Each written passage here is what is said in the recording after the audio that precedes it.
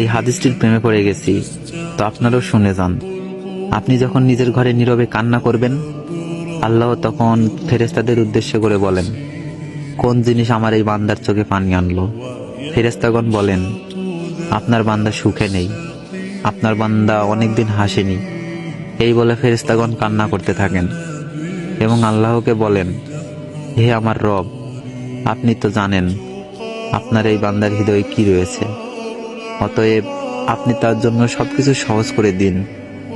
আল্লাহ বলেন, আমার এই বান্দা এমন কিছু জীবন থেকে হারিয়ে ফেলেছে যে সে অধিক ভালোবেসেছিল।